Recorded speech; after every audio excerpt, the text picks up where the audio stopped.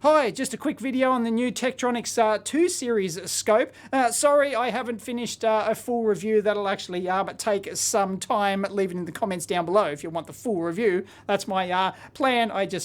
Things didn't pan out, unfortunately. But I've got the teardown video, of course, and I was going to throw this on the second channel as just a quick video over on EEVblog 2, as I often do. You should be subscribed over there if you're not. Past 100,000 subscribers this is where I put lots of secondary content. But hey, everyone on Twitter, the majority said that they wanted to see this on the main channel, so here it is, main channel video. So this is not a review of the new Tektronix 2 series, it's just looking at waveform update rate for this thing, and we're going to compare it with some other brands, and I'm going to show you how to measure waveform updating. Let's go. Okay, let's measure the waveform update rate for this. Now, I already know it's supposedly not that great, according to Andy Ted in one of my second channel videos, but let's actually measure it, because it's not on the data sheet, unlike the Series 3, which is, here's the spec sheet for it, 200 and up to 280,000 waveforms per second, which is not too shabby. So what I've done is I've set the auxiliary output here to trigger, and I'm feeding in a 1 megahertz square wave like this. I've got nothing else turned on,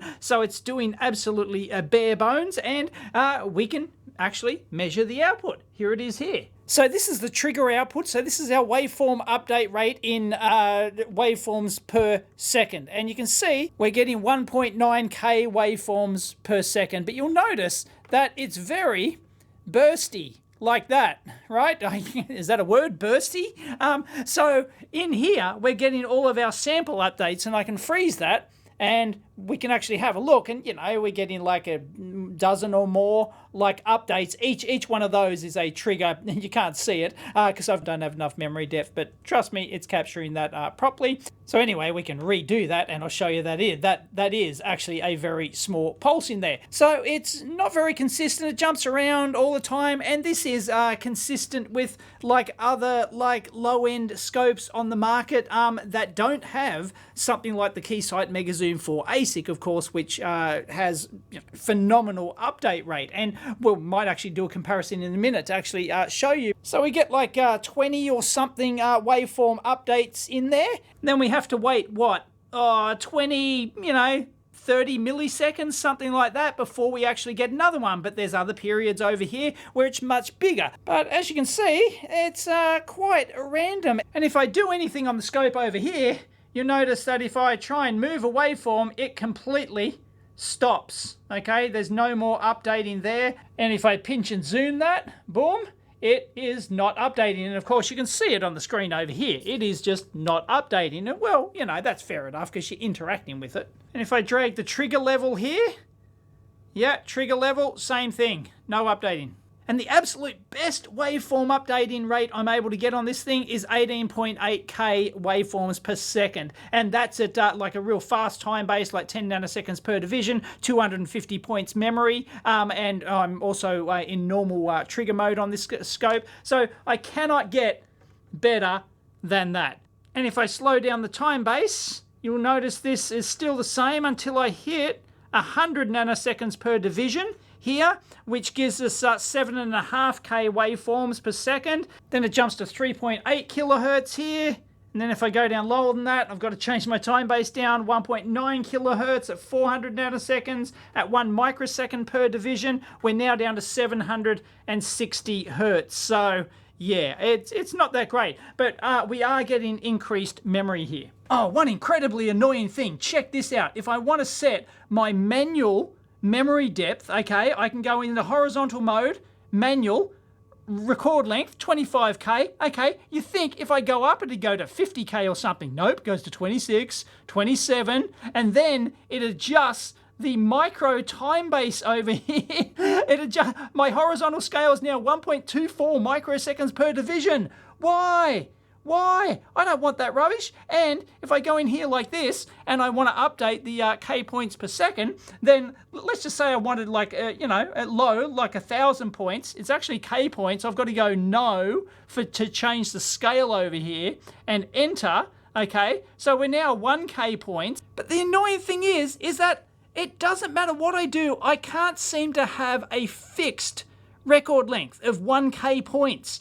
It doesn't matter whether or not I have the sample rate changes affect horizontal scale or record length. Watch this. If I change my time base, okay, it's changing my K points, right?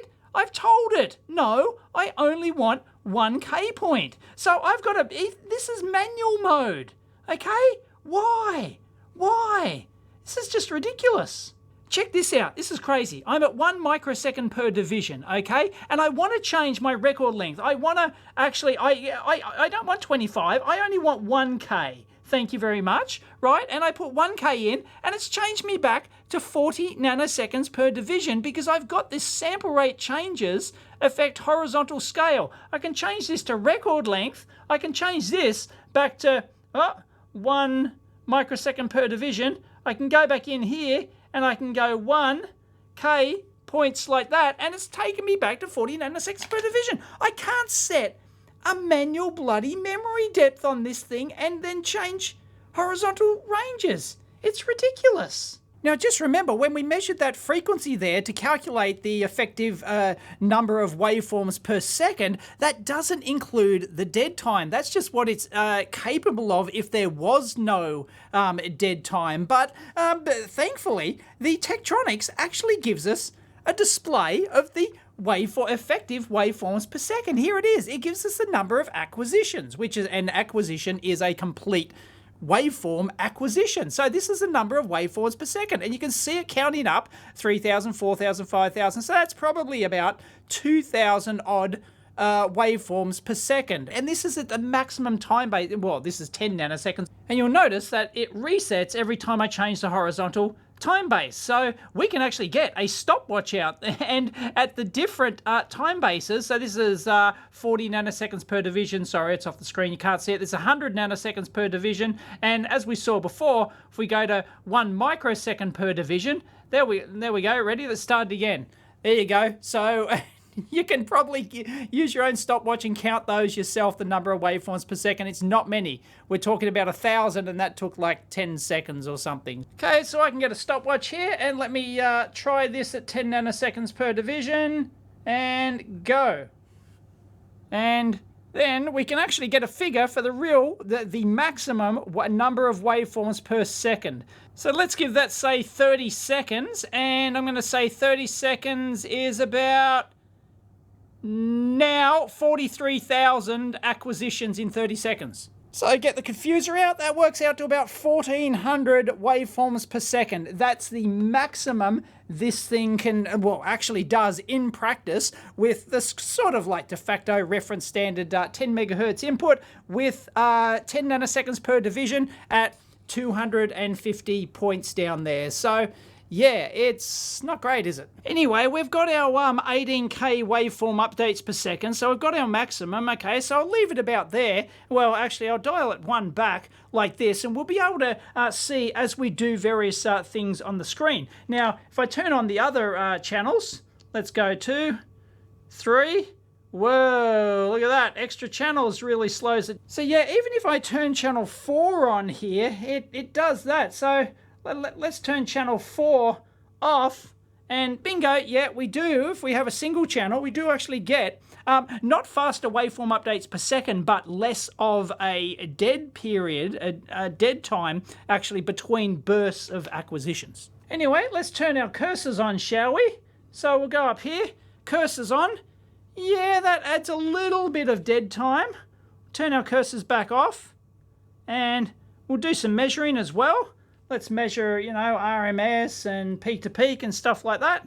And hasn't slowed it down. No, it hasn't slowed it down a huge amount, but there is some extra dead time there. Then if we turn on, say, FFT, because that's always a good example of like some really advanced stuff, and whoa, there we go. It slows down for a bit while it's actually thinking about it and doing something internally to change into FFT mode and set it up and everything. But once it, you know, once it actually turns on the FFT, it does actually get back to, while not as good as not having all these things on, it's actually still not hugely bad. Now, of course, the update rate really doesn't have anything to do with like how responsive the scope is in actual use. In actual use, it's actually, you know, it's a fairly responsive scope, even with FFT and cursors and measurements and everything else on. So it's actually, it's not too bad. But yeah, for a new architecture that, well, what, it's been 15 years since the last low-end tech architecture, I believe, around about that sort of period for the MSO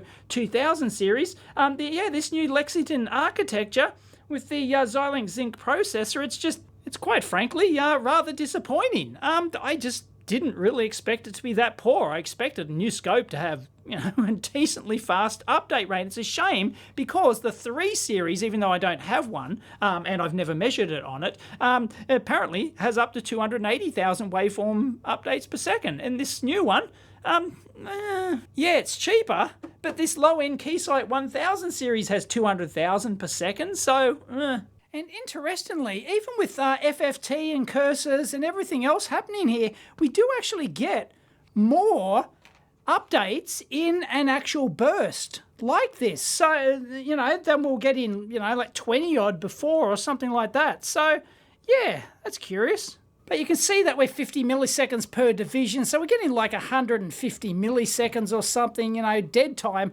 where it's not acquiring anything at all. Okay, just to show you the difference here, I'll compare the new 2 series with my Keysight 1000 series. I believe this is now 200,000 waveforms updates per second, but the one I've got here is only 50,000 because the Megazoom 4 in here is capable of 1 million per second, but they don't enable that unless you spend more and more money, as all the manufacturers do. It's not just tech.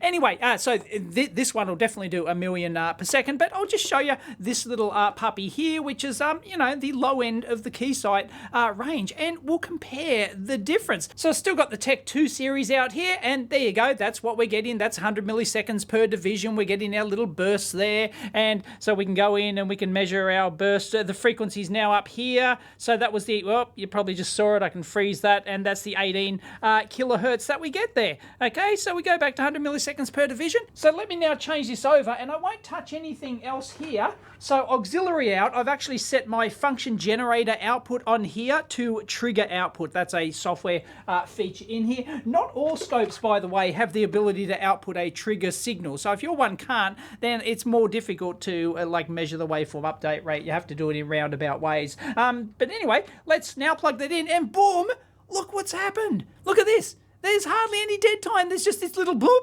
boop. This is all, look at this. Here it is. And there it is, 50K samples per second. There it is, right? So 50,000 waveform updates per second. And you can see that there's just a little bit, we're triggering on the one, but there's a little bit of like jittering in there because the ASIC's doing, you know, whatever. But look, that is the difference, right? So it's almost always sampling, right? Look, just all the time. There's no dead periods. And sure, if I, you know, tweak the vertical and stuff like that, it's still, you know, there is some extra dead time in there to do, you know, stuff like that, change the vertical divisions and change the horizontal and stuff like, right? I get little bits of dead time in there, but it's basically, it's pretty much sampling, especially when you're not touching it. It's sampling all the time.